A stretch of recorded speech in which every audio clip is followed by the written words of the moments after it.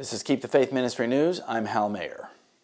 We told you this was coming. We warned you it would happen. We were not crying wolf.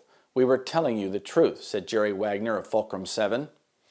On April 8, 2019, a so-called Human Rights Tribunal in Canada ruled that a Christian must pay $55,000 to a provincial politician because he referred to this politician as a biological male in a political pamphlet.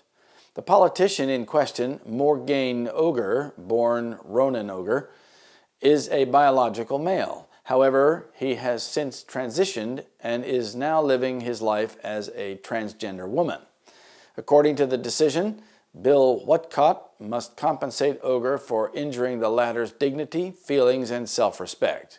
The chilling precedent set by this case can be illustrated by one flabbergasting fact. The judge in the case refused to allow Whatcott's lawyer to offer testimony showing that, in point of fact, Ogre is a biological male. According to the judge, the truth of Whatcott's statements in the flyer is not a defense. As such, said the judge, evidence is simply not relevant to the legal issue. Think about that. Let it sink in. Truth is not a defense. Evidence doesn't matter. What matters is whether someone's feelings were hurt, and thus, with a stroke of the pen, the rule of law is replaced with the rule of feelings.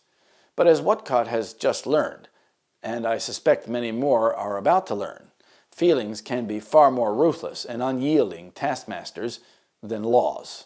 What an incredible miscarriage of justice! What an assault on freedom of speech and expression! John Carpe, president of the Justice Center for Constitutional Freedom, which defended Whatcott, noted in protest that the Supreme Court of Canada has long held that freedom of expression is the lifeblood of democracy, but not when it crosses the sacred lines of transgender activism, apparently. Freedom stops there. Carpe added, "Society is full of people with diverse views, and the tribunal's decision undermines the foundational principles of the free society and jeopardizes the health of Canada's democracy." Precisely so, but as we have stated often, this was always the end goal of radical LGBT activism. The opposition must be silenced, and until it is legally silenced, it must be socially shamed. In reality, some of these laws are already on the books in America, with New York calling for fines up to $250,000 for misgendering someone in the workplace. This was put in place in 2015. In 2016, a transgender school teacher in Oregon won a $60,000 settlement from a school district after co-workers allegedly failed to address the teacher by the proper gender pronouns. Now in Canada, a Christian activist has been fined $55,000 for the hateful act, in quotes, of misgendering an adult male. How soon before this reaches the United States? Is the water hot enough for the frog to take notice? When Bill C-16, the trans rights bill, was being debated in Canada, Professor Jordan Peterson opined that under this new law, he could go to jail for refusing to follow transgender speech guidelines. For making such claims, he was ridiculed.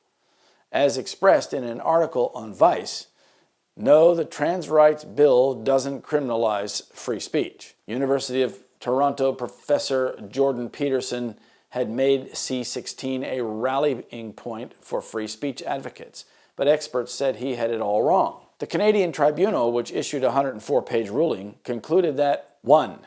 Mr. Whatcott's conduct was discrimination contrary to the code, and that he must cease and desist from such action in the future.